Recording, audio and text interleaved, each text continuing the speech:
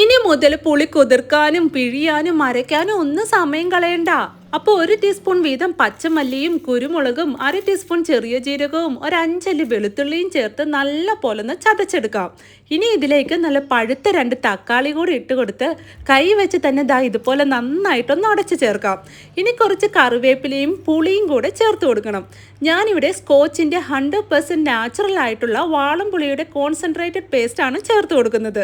ഇതിൽ ആർട്ടിഫിഷ്യൽ ആയിട്ടുള്ള പ്രിസർവേറ്റീവ്സോ കളേഴ്സോ ഒന്നും ചേർക്കാത്തത് കൊണ്ട് തന്നെ 100% നാച്ചുറൽ ആയിട്ടുള്ള പ്രൊഡക്റ്റ് ആണ്.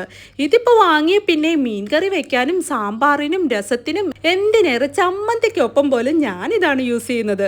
നിങ്ങളും ഈ പ്രൊഡക്റ്റ് വാങ്ങാൻ ആഗ്രഹിക്കുന്നുണ്ടെങ്കിൽ സ്ക്രീനിൽ കാണുന്ന ഈ വാട്സപ്പ് നമ്പറിലോ അതല്ലെങ്കിൽ അവരുടെ ഇൻസ്റ്റാ പേജ് വഴി ഡയറക്റ്റ് വെബ്സൈറ്റ് വഴിയോ നിങ്ങൾക്കിത് മേടിക്കാവുന്നതാണ്. അപ്പോൾ നമ്മുടെ ഈ പുളി പേസ്റ്റും കൂടെ ഒഴിച്ചു കൊടുത്ത് 1 കപ്പ് നല്ല ചൂട് വെള്ളവും കൂടെ ഒഴിച്ച് ആവശ്യത്തിന് ഉപ്പും ചേർത്ത് ഒരു 10-15 മിനിറ്റ് കൂടെ ചെറു തീയിലിട്ട് തിളപ്പിച്ച് കുറച്ച് ഉലുവാപ്പൊടിയും കായപ്പൊടിയും ചതച്ച മുളകും 1/4 ടീസ്പൂൺ ശർക്കരയും ചേർത്ത് ഇളക്കി മിക്സ് ചെയ്ത് കുറച്ച് മല്ലിയിലയും ചേർത്ത് ചൂടായ എണ്ണയിലേക്ക് ഉലുവായും കടുകും വറ്റൽമുളകും കറിവേപ്പിലയും ചേർത്ത് ഇളക്കി മൂപ്പിച്ച് താളിച്ചൊഴിച്ചെടുത്താൽ നല്ലൊരു അടിപൊളി രസം റെഡി. അപ്പോൾ എങ്ങനെയാ ഒന്ന് ട്രൈ ചെയ്ത് നോക്കുമല്ലേ? അപ്പോൾ ഓക്കെ, ബൈ.